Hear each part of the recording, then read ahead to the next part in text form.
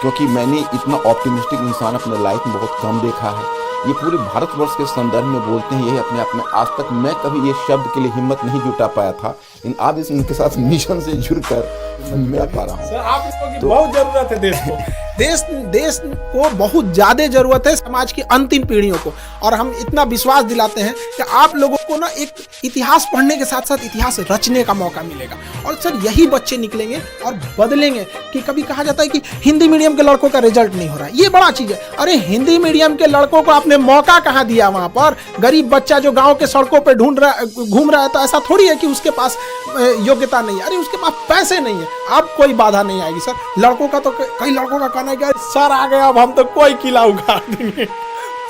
देखिए खान साहब ने दो बातों को मैं कहना चाहूँगा। खान साहब का एक मुझे प्लान बहुत अच्छा लगा, जैसे एक हिंदी मीडियम तो रहेगा, लेकिन मैंने एक देखा खान साहब कि हिंदी मीडियम में जो बच्चे होते हैं उनके मन में कहीं ना कहीं अंग्रेजी के लिए एक ऐंठन होती है। और आप ग्रामीण क्षेत्रों में ऐसा देखेंगे इंग्लिश लोग लिख लेते हैं लेकिन इंग्लिश बोल नहीं पाते।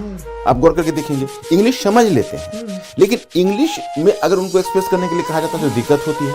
तो वैसे लोग जो इंग्लिश लिख सकते हैं, आज की तारीख में जब इंटरव्यू में भी उनके पास चॉइस है कि हिंदी इंग्लिश किसी में डिलीवर कर सकते हैं, और अगर वो इंग्लिश लिखने की स्थिति में है तो उनको शिक्षा देने के लिए आपने जो इंग्लिश वाला आइडिया दिया है ये बहुत अच्छा। इन्होंने 3 स्टेज में लाया है, एक कहा है हिंदी मीडियम, दूसरा इंग्लिश और तीसरा इंग्लिश, प्योर इंग्लिश। बच्चे प्योर इंग्लिश वाले हैं साउथ इंडिया क्योंकि जब अखंड भारत को करना है तो अगर आप केवल हिंदी में रहेंगे तो खंडित भारत हो जाएगा।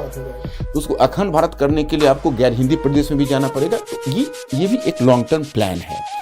और इस संदर्भ में अब आप कुछ कहना चाहेंगे? तो सर एक चीज हम जरूर पूछना चाहेंगे सर कि ये आपके जो पढ़ाने का एक नया यूनिक मेथड जो है, इतिहास को इतिहास तक सीमित न रख के उसे वर्तमान परिदृश्य से जोड़ना, उसे भौगोलिक दृष्टि से जोड़ना, अंतर्राष्ट्रीय संबंधों में ऐतिहासिक घटनाओं का क्या असर पड़ा उस सब चीज़ों को जोड़ना।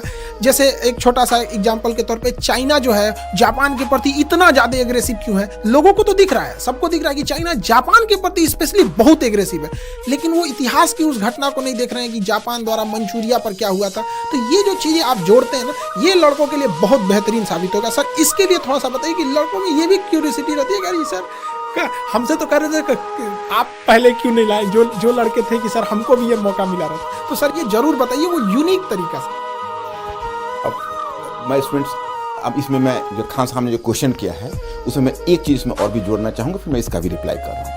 मैंने खान साहब से पहला क्वेश्चन किया था, इन्होंने जब अपनी फी को 7500 रखी, मैंने कहा कि खान साहब कहीं आपका ध्यान क्वांटिटी पर ही तो नहीं है, क्वालिटी कहीं ऐसा तो नहीं कि क्वालिटी के साथ कोई कॉम्प्रोमाइज़ होगा, क्योंकि क्वालिटी के मामले में बहुत ज़्यादा सेंसिटिव रहा हूँ। सर यहाँ हम आपको रोकेंगे यहाँ पर। एक बात बताइए लड़के लोग, जहाँ पे सर खड़े रहेंगे वहाँ पे क्वालिटी के बारे में अगर कोई डाउट कर रहा है तो फिर उसको एक बार पुनर्विचार करना चाहिए कि वो किस दुनिया में जी रहा है। सर तो आपका रहना एक इतने बड़े चीज़ों का बनना ही अपने आप में इस बात का प्रमाण है कि क्वालिटी तो बेस्ट रहेगी, बेस्ट में भी सबसे बेस्ट, कि लड़कों को लगने लगे कि पढ़ने के बाद मेरा तो हो ही जाएगा। सर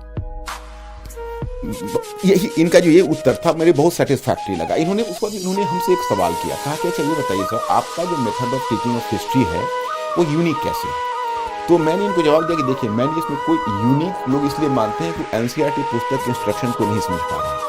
एनसीईआरटी पुस्तक में जो क्लास 6 से लेकर 12 तक आप जाएंगे, एक प्रीफेस का पेज होता है, उसमें एक स्पष्ट क्लियर कट एक इंस्ट्रक्शन है। उसमें यह है कि पहला कि देखिए आप